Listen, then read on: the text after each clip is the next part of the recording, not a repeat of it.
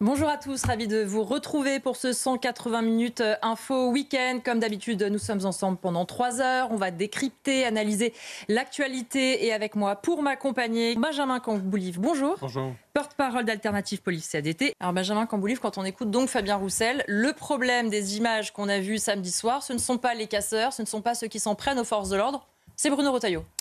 Voilà, donc ça me paraît être un petit peu à côté de la plaque comme raisonnement. Le souci avec ces violences, là, cet événement particulier, c'est dû à la fois à la nature de l'événement, qui est incroyablement complexe à encadrer, de par son ampleur. C'est un événement historique, il y a énormément de monde, il y a énormément d'agitation, il y a énormément de liesses.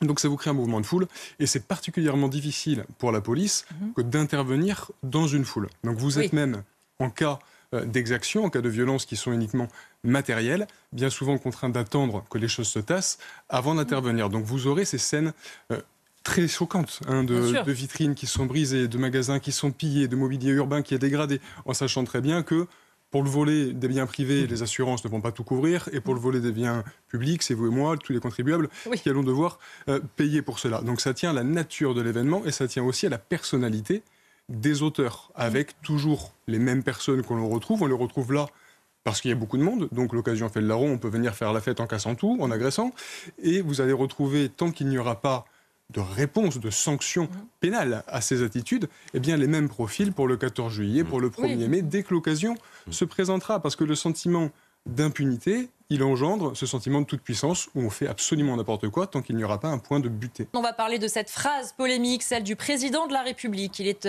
en ce moment en déplacement, en marge du sommet sur l'océan, mais ce n'est pas franchement ses propos sur l'écologie qui ont marqué non.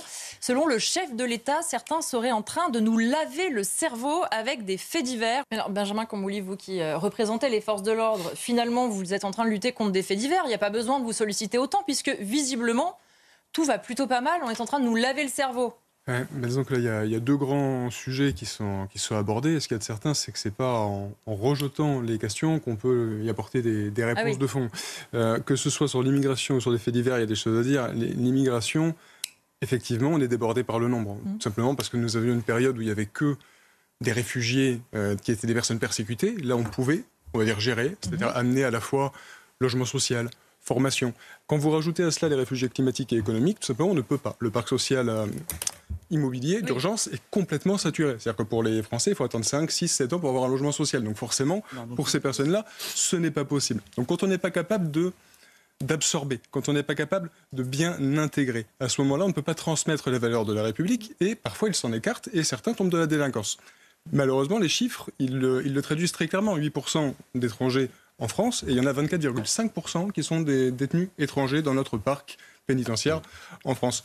Donc cette réalité, il ne faut pas la nier, et elle se voit notamment... Elle est chiffrée, elle est factuelle, elle est concrète. Et elle est encore plus impactante avec les mineurs isolés. Là aussi, on a un gros sujet, c'est-à-dire qu'ils arrivent, ils sont récupérés par les associations, qui leur disent tout de suite de se déclarer mineurs, comme ça ils sont protégés par le droit à l'enfance. Même quand ils ont 40 ans et que ça se voit de manière assez évidente. Et vous savez qu'ils n'ont pas le droit, ils ont le droit de refuser le test osseux pour déterminer leur âge. Ce n'est pas un délit que de refuser. Résultat, les associations perdent le contrôle sur ces jeunes, qui sont récupérés par les réseaux, qui basculent dans la délinquance. Donc il y a évidemment un sujet immigration-sécurité qui est urgent à prendre en compte. Et pour ce qui est des faits divers, bien souvent, ce ne sont pas des faits divers, ce sont des drames humains, ce sont des vies complètement brisées, et des gens qui, ne voyant pas la réponse venir, sont déconnectés, comme vous le disiez, du politique, et se sentent totalement incompris, abandonnés. Et le risque le plus évident, c'est la rupture du pacte social. Pour résumer très clairement, l'État protège et juge. Bon, là, vous voyez bien qu'on n'arrive pas à recruter de policiers. Vous voyez bien que les juges, non seulement n'arrivent pas à les recruter, mais il y a aussi une problématique sur l'application, sur la philosophie pénale, au moins pour une partie. Donc on a un gros sujet du début de la problématique sécuritaire avec la voie publique jusqu'à la case prison. Et pour ce qui est de la case prison, voilà, le sujet, c'est ça. C'est comment est-ce qu'on fait pour punir efficacement, protéger et punir. Donc en finir avec cet aménagement systématique des peines qui les prive de toute vertu, c'est-à-dire qu'on ne punit pas l'auteur. Donc il y a l'impunité. Ce qui est gravissime pour l'auteur lui-même qui voit son acte impuni, et donc il ne faut pas s'étonner de voir de la récidive derrière. Pareil pour les victimes, quand on parle des familles des victimes dans le cadre d'homicides ou des victimes plus matérielles dans le cadre des violences urbaines, c'est très important de les prendre en compte. Donc la protection, on n'y arrive pas non plus parce qu'on ne met pas à l'écart toutes ces personnes qui sont dangereuses pour la société, on ne les met pas en prison. Et le dernier point, c'est la réinsertion. Comment est-ce que vous voulez qu'on réinsère quelqu'un s'il ne l'est pas physiquement sous main de justice? Ce travail ne peut pas être fait. Donc les deux sujets doivent être pris en compte de toute urgence et certainement pas écartés. On va maintenant parler de la loi anti-casseurs de 1970. Est-ce qu'il faut la réinstaurer? Évidemment, la question se pose après notamment les images qu'on a vues après la victoire du PSG. C'est une loi qui avait été mise en place après les émeutes de 1968 et évidemment, déjà à l'époque, elle avait été abrogée car jugée trop liberticide. Est-ce qu'aujourd'hui, on pourrait mettre en place une telle loi? Pour les forces de l'ordre, ça doit être extrêmement décourageant parce que vos collègues qui étaient sur le terrain samedi sont dans une situation d'extrême confusion, d'extrême violence. On s'en prend, eux, comme des cibles. Ils vont jusqu'à mener ces interpellations qui mènent à des gardes à vue et qui mènent en fait à pas grand-chose. C'est ça, c'est-à-dire que le boulot est fait. Il y a 500 interpellations à Paris et puis les risques qui sont clairement encourus. Il y a un collègue qui s'est pris un tir de mortier en pleine tête. Oui. Quoi. Donc on en est là. Après, on a ces images de violence qui nous ne surprennent pas, mais qui alertent et qui impactent l'opinion publique. Donc le politique réagit.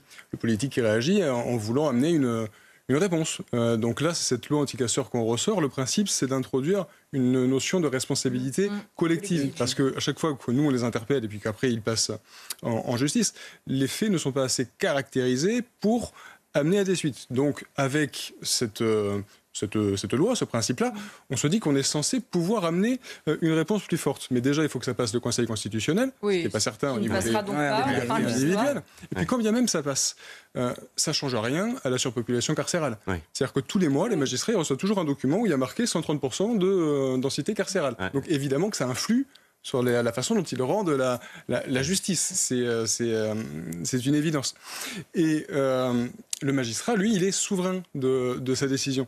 C'est-à-dire qu'il est censé juger chaque affaire, et c'est ce qu'il fait, c'est sa prérogative, en fonction des circonstances de l'infraction et de la personnalité de l'auteur. Là, par définition, c'est une responsabilité collective.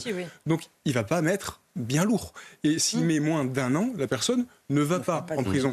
Donc déjà, il faut que ça passe le Conseil constitutionnel, il faut qu'on n'oublie pas qu'on n'a plus de place de prison, et derrière, il ne faut pas que ce soit une peine de moins d'1 an, sinon la personne ne va pas en prison. Donc les limites, elles sont clairement établies.